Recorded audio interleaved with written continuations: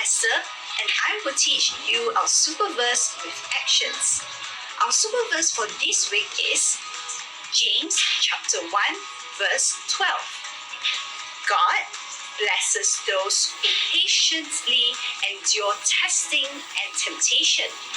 Afterward, they will receive the crown of life that God had promised to those who love Him. Follow me, children. James chapter 1 verse 12.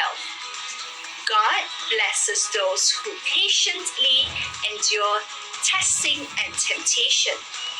Afterward, they will receive the crown of life that God had promised to those who love Him. One more time. James chapter 1 verse 12. God blesses those who patiently endure testing and temptation. Afterward, they will receive the crown of life that God had promised to those who love Him.